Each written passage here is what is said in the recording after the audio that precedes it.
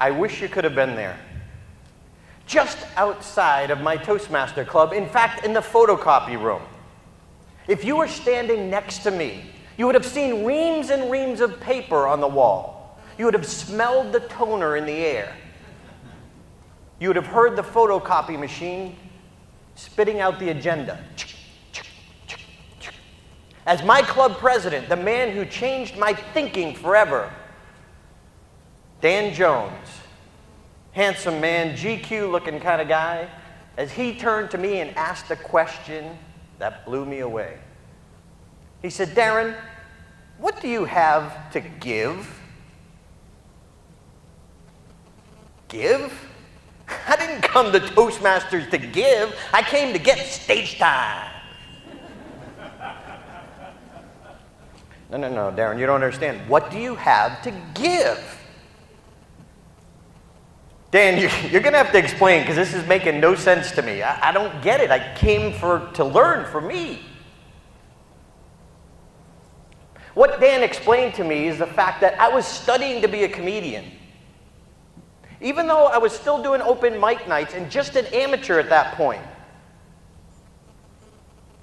I still knew more than people who were just starting.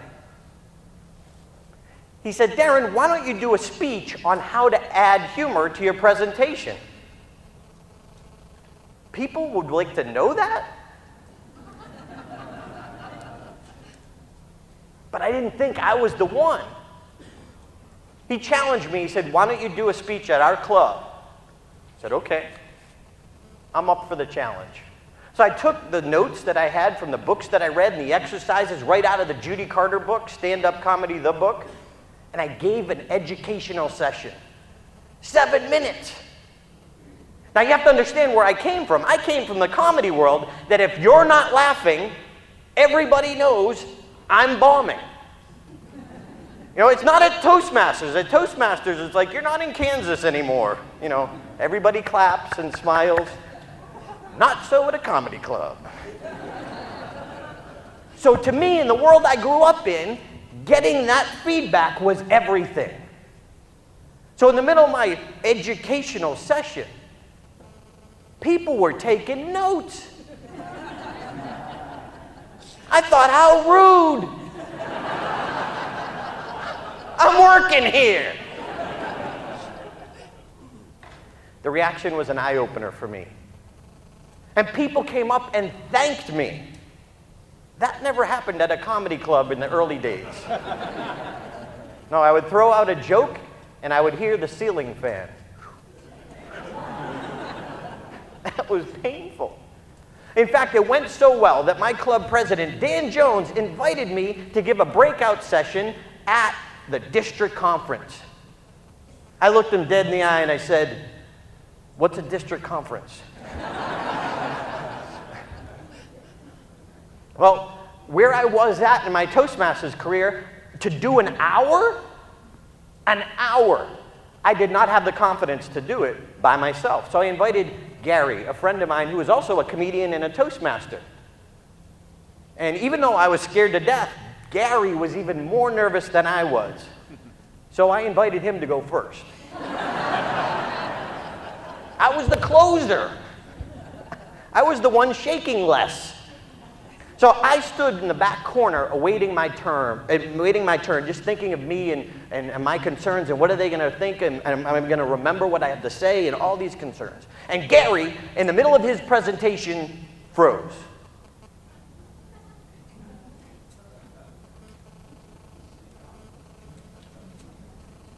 It was that uncomfortable.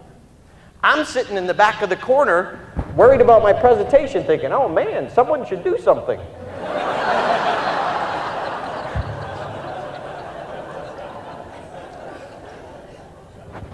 And that's when everything changed.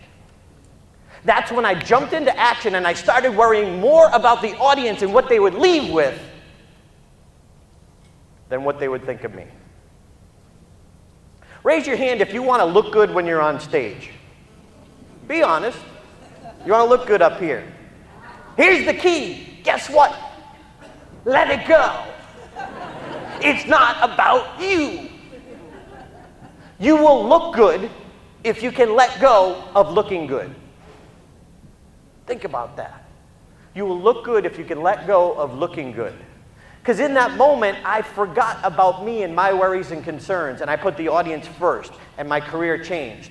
In fact, it went over so well that a fellow Toastmaster, her name was Bethany Gold Kroll, she walked up to me after that breakout session and said, Darren, we would love to have you as our keynote speaker at our New England Recruiters Conference.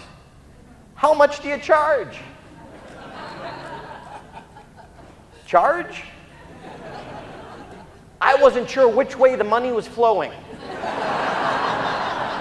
Seriously, I'm like, do you take credit cards? Sounds good.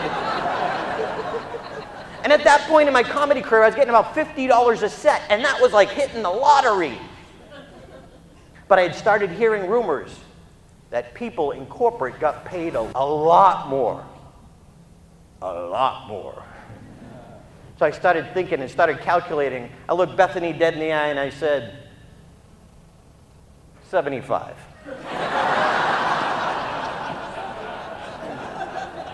Her face went flush.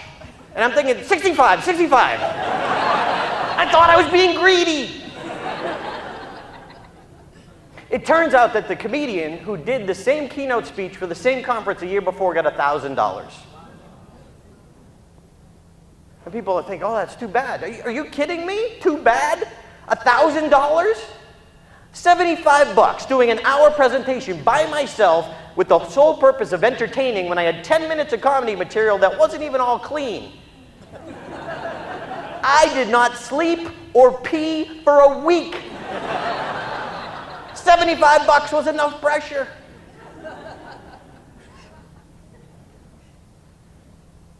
But I tell you that because that's where I started.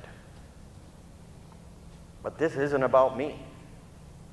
Where are you at right now? I built what many people call $1 million business out of my childhood bedroom. Speak outside of Toastmasters for fun, profit, and club building with Darren LaCroix.